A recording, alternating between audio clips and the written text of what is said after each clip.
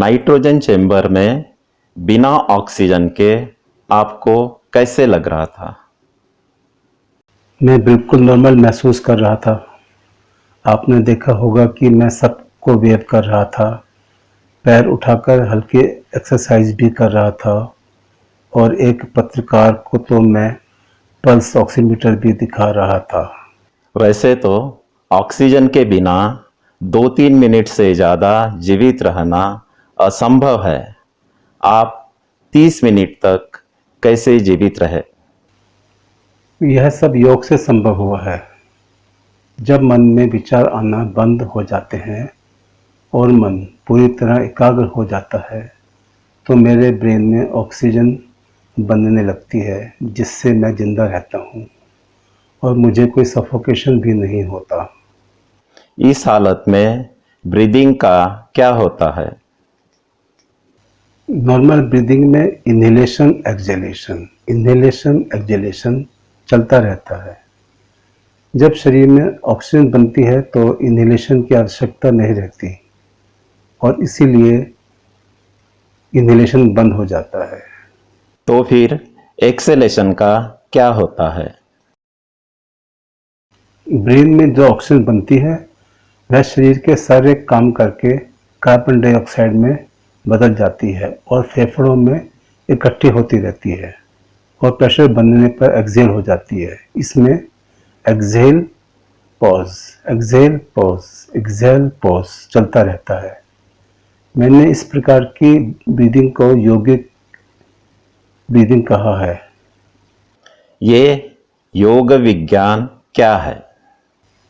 मन को एकाग्र करने के अभ्यास को योग कहते हैं। इस अभ्यास से मन में विचार आना बंद हो जाते हैं। स्वामी विवेकानंद जी ने पतंजलि योग सूत्र पर एक व्याख्या लिखी है। मैंने इसी व्याख्या को पढ़कर और समझकर योग करना सीखा और इसे एक विज्ञान का रूप दिया है। मैंने इस पर एक पुस्तक भी लिखी है जिसका नाम है योग science theory of mind and आत्मा। इस पुस्तक में योग को पूरी एक थ्योरी और प्रैक्टिस को फिजिक्स की भाषा में समझाया है और यह भी खुलासा किया है कि समाधि में ब्रेन में ऑक्सीजन कैसे पैदा होती है। योग विज्ञान एक मल्टी डिसिप्लिनरी फील्ड है जिसमें physics, electronics, physiology, neuroscience, psychology और अध्यात्म शामिल है। अध्यात्म शामिल होने के कारण योग विज्ञान अध्यात्म और विज्ञान का एक संगम है। क्या योगासन और प्राणायाम करने से भी ब्रेन में ऑक्सीजन पैदा कर सकते हैं? बिल्कुल भी नहीं। योगासन और प्राणायाम को अंग्रेजी में योगा कहते हैं और यह एक शारीरिक व्यायाम है और हठ योग से निकला है। यह अभ्यास करने से कभी भी मन इतना एकाग्र नहीं हो सकता कि ऑक्सीजन बनने लगे। आप यह इतना विश्वास से कैसे कह सकते हैं? मैं योग के बारे में पुराना साहित्य पढ़ता रहता हूँ। सबसे पहले गौतम बुद्ध ने ज्ञानोदय के लिए और बाद में स्वामी योगानंद ने प्राणायाम से मन को केंद्रित करके ब्रीदिंग को सस्पेंड करने का प्रयास किया था, मगर वे सफल नहीं हुए क्योंकि उनको मूर्छा आने लगी थी। इसका मतलब यह हुआ कि उनके शरीर में ऑक्सीजन नहीं बन रही थी। यह एक्सपेरिमेंट करने की प्रेरणा कहाँ से मिली? जब मैंने पतंजलि योग सूत्र के आधार पर योग करना शुरू किया तो मेरे सांस की गति धीमे होने लगी। मतलब शरीर का ऑक्सीजन कंजम्पशन कम हो रहा था। तो मैंने इसे विज्ञान की दृष्टि से समझना शुरू किया और करीब 20 साल तक योग करने के बाद मेरा इन्हेलेशन बिल्कुल बंद हो गया। इसका मतलब यह हुआ कि मेरे शरीर को ऑक्सीजन की आवश्यकता नहीं रही। प्राचीन काल में योगी लोग जमीन के अंदर बंद गड्ढे में कई दिनों तक योग करते थे। वहीं से मुझे नाइट्रोजन चैम्बर एक्सपेरिमेंट करने की प्रेरणा मिली और इससे यह भी प्रमाणित हो गया कि समाधि के दौरान मुझे वातावरण से ऑक्सीजन लेने की आवश्यकता नहीं है। क्या सभी को इस अवस्था तक पहुंचने के लिए 20 वर्ष योग करना पड़ेगा? बिल्कुल भी नहीं। मैंने बहुत ही खराब परिस्थितियों में योग करना सीखा।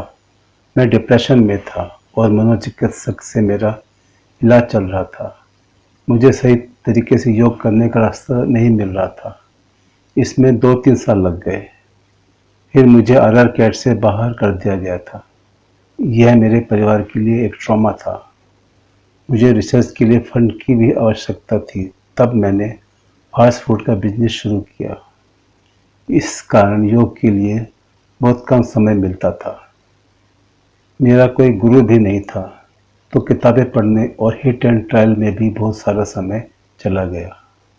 बैनर में समाधि शब्द लिखा है, इसका क्या अर्थ है? पतंजलि ऋषि के अनुसार जब योग करते हुए मन एकाग्र होता है तो मन की उस अवस्था को समाधि कहते हैं। जब मन की एकाग्रता बढ़ने लगती है तो समाधि का स्तर भी बढ़ने लगता है। पूर्ण समाधि में मन पूरी तरह एकाग्र हो जाता है। तब इसे निर्बीज असंप्रज्ञात समाधि कहते हैं। इसमें इतनी ऑक्सीजन बनती है कि बाहर से ऑक्सीजन लेने की आवश्यकता नहीं रहती।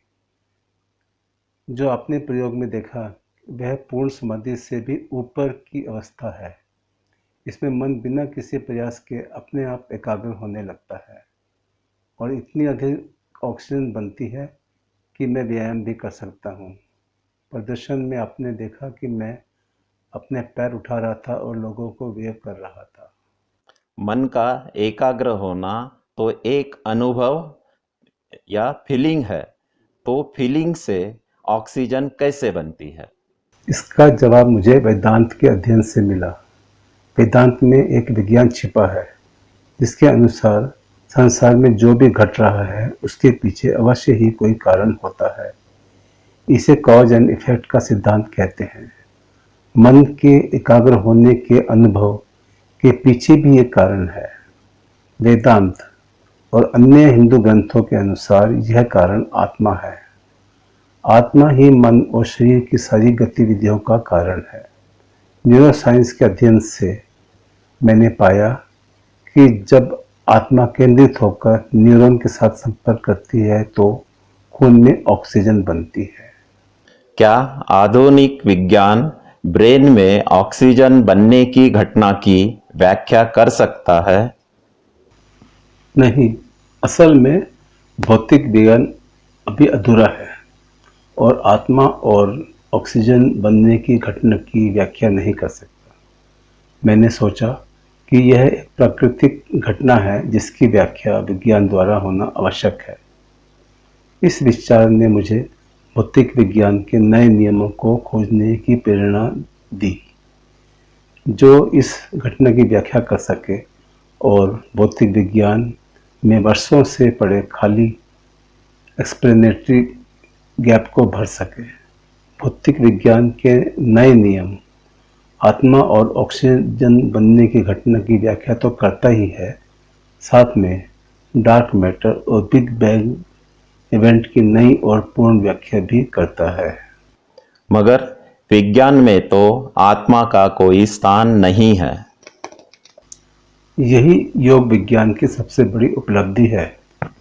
योग विज्ञान ने आत्मा की पूरी थ्योरी दी है और ऐसे सेंसर और उपकरण विकसित किए हैं जिससे आत्मा के शरीर पर पड़ने वाले प्रभावों को रिकॉर्ड करके आत्मा के अस्तित्व को बगैर किसी शक के प्रमाणित कर सकते हैं।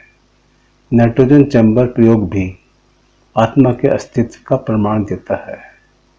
योग विज्ञान के अनुसार आत्मा एक अति सूक्ष्म पदार्थ है जिसका एक परमाणु इलेक्ट्रॉन से भी करोड़ गुना हल्का हो सकता है और इसीलिए विज्ञान का कोई भी उपकरण उसे डिटेक्ट नहीं कर सकता।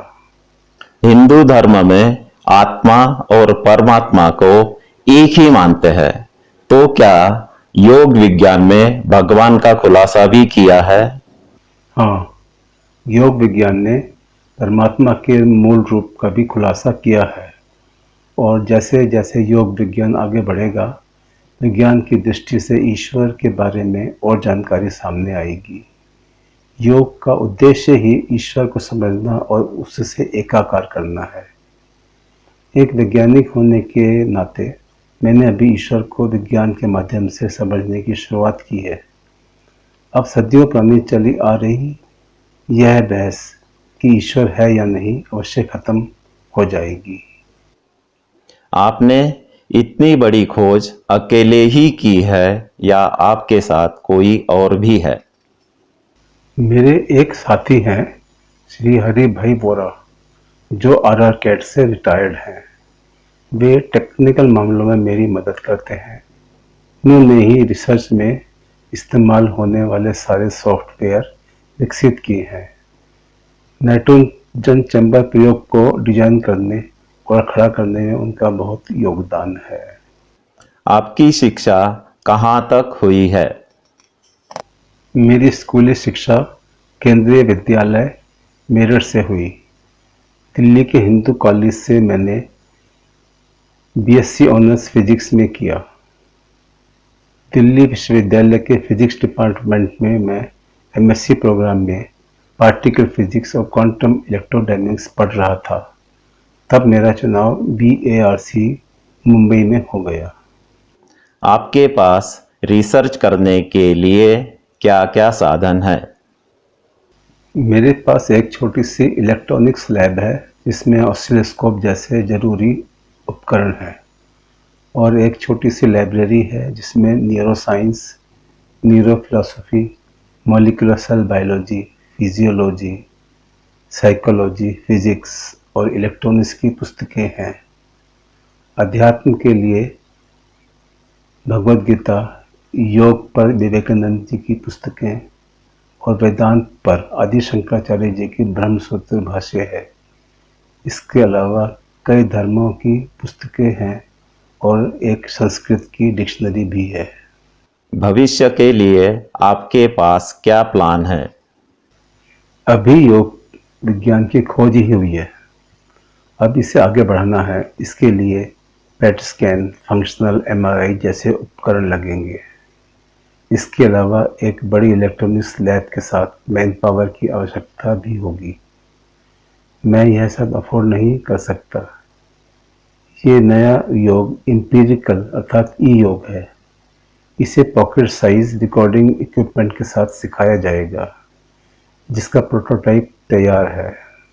इस पर अभी बहुत काम करना है। यह सब करने के लिए मुझे किसी बड़े रिसर्च ऑर्गेनाइजेशन से जुड़ना होगा। भविष्य में योग विज्ञान के क्या उपयोग होंगे? जितने भी विज्ञान हैं, जीवन की गुणवत्ता सुधारने में योग विज्ञान सबसे आगे होगा।